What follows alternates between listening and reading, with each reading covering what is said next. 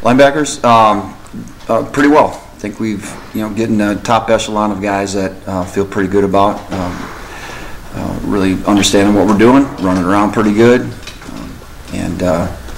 so I feel like we can.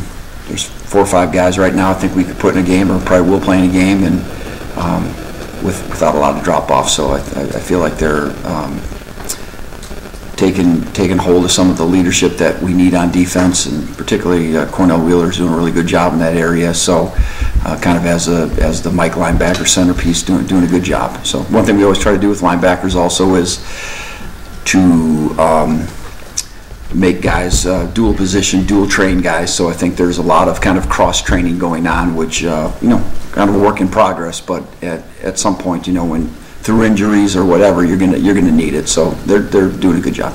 Jeff was just in here talking about the sort of the second group of guys beyond the more experienced vets that you have needing to take a step still. Do you have the same thing on defense? Yeah, in some respects, I think there's guys that are. I think particularly some in the defensive line. I think there's some guys that are really starting to, put themselves in the conversation. Blake Harreld's doing a really good job, for example, in that area. Guys like DJ Warner, freshman, is starting to pick it up. I think he's, pretty far ahead, in terms of what a lot of freshmen might know. He's done a lot of work throughout the summer, extra time, putting in some time. So I think some of those things are coming together for him. And on the back end, same thing.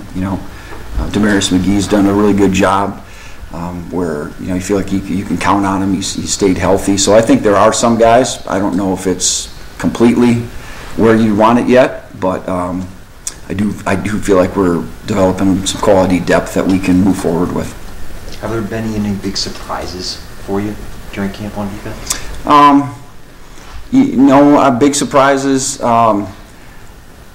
I think guys like DJ Withers have really asserted themselves. So, he played a lot last year. He played some the year before. So, thought he was going to be a good player, but he really seems to, in my mind, have taken certain things to the next level, where like he's legitimately hard to block, and seeing things quickly and reacting quickly, and the strength and the weight have continued to develop for him. So he's really put himself into a good position. So he'd be like one guy I could say. There might be more, but he's a guy that kind of jumps off to me right away. Last time we talked to you, you highlighted the 3 primary areas where you want the defense to improve this season: the run defense, the red zone, and the 3rd and long. And I'm just wondering, obviously you won't know fully until you get into the season, but how do you feel like the defense is progressing toward being able to handle those areas better? We track explosive runs every day, which are 10-yard plus runs, and for the most part we've held that number down pretty good. So I feel like we're certainly understanding the defense, and the run fits accordingly well, and really trying to keep playing downhill in those areas. Our 3rd down defense, it's we had some today, a little period out there today, which I thought was pretty good. Asking guys to, those are some calls and some 3rd down and pass stuff where you don't get a lot of practice time at some of that. So today was one of those days, and I thought for the newness at which we've put some things in the way that guys executed today was pretty good. Red zone, still it's kind of a give and take. Still kind of have our moments, and then sometimes don't. So I think I don't know that any of those areas are perfect. I feel pretty good about our ability to stop people in a run game. I think if we can get people to some 3rd and passing situations, we've got some good players, good skilled players, and good enough scheme to make things happen there. Red zone, we got to keep going. Trying to do some different things, not just do the same things as we always have done. Trying to be a little bit more aggressive down there sometimes in ways that we can, and I feel like we're having a little success with that. So maybe that's something we're learning as camp goes along. Lance gave a little love to Tristan Fletcher the other day. I wonder where that's coming from, and do you see the same sort of praise that he deserves? Yeah, yeah, for sure. You know, it was put to him bluntly last spring about, you know, what he needed to do if he really wanted to be a factor in the team, and he, to his credit, he took that in the right way and has worked hard. What I really like about him is that he is a great communicator. You know, not everybody on defense is a really good communicator, which is something that we all need to be able to do there. But he's a guy that really he communicates as well as anybody we have on defense, quite honestly, when he's out there. So, and he's been you know, playing fast and being decisive about certain things, and kind of just showing up and making some plays where probably going into this year he might have been on the outside looking in a little bit at some things. I think he's at least, you know, he's in that upper echelon of guys right now, to his credit. Going off that, seems like we've heard about a lot of guys who have responded to challenges issued to them in the spring. And just with that in mind, I mean, what do you think it takes for a player to respond well over the summer? What does a player need to do when they get something like that to put well, yeah, a lot of it to me is taking to heart what's been said, what they've been told, and again, we try to be as honest as we can, and sometimes blunt as we can. And you know, if you really want to play, these are the things that need to happen. So I don't know, I just feel like sometimes those words click to a guy when he gets, sometimes it has to be, they got to be old enough and mature enough to get it, because you know, you're either gonna fight it and make excuses and you know, and drag your feet on things, or you're gonna say okay and do it. So I think it just, like Tristan, it just gets to a point of where, okay, I get it. This is what I need to do. This is what I'm going to do. I'm gonna work in the ways I need to work. I'm gonna do the extra things I need to do to put myself in a position to hopefully make good on the opportunities that I get.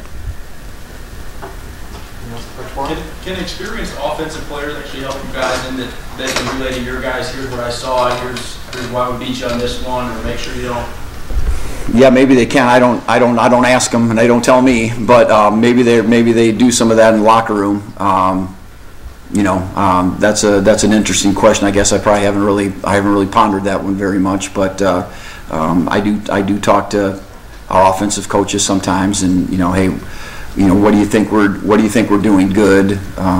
What's really hard for you? And so you know, I think that feedback is helpful for sure. And I don't know if I ask players too much about that, but coaches for sure. For some of the younger players, is it a little bit of a crash course in terms of going up against the offense that you guys have with all the motions and sort of? Yeah, it's a crash course for me going up against our offense every day. So I think for however, I can't imagine being in some of their shoes. And you know, we can say what we want. I think that's part of the personality of our offense is to do those things. So yeah, it takes a while to learn all the little nuance adjustments and checks and things on defense to the myriad of formations that you see, and you know, maybe knowing them in a meeting room when the coach is on the board or it's on the film.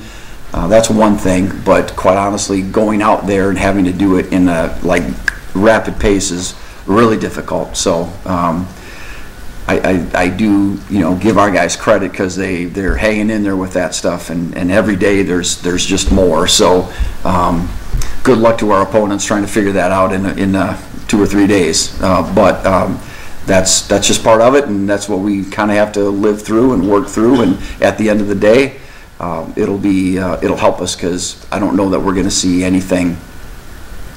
I can't imagine we're going to see anything from anybody else that we wouldn't have already seen in some way, shape, or form from our own guys. So You talked about the conversations at the end of spring. What was the conversation like with Caleb Taylor at the end of spring, and how do you feel like you responded? Oh, Caleb, I thought Caleb really had a good spring. So to me, his conversation would have been pretty positive. Hey, you're on a good track right now.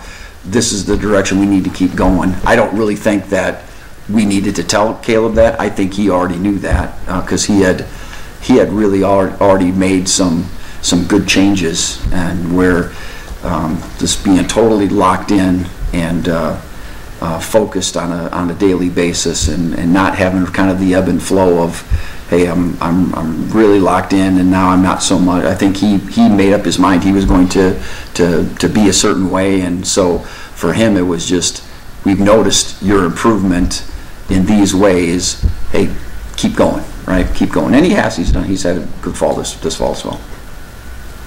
Anything else, Coach?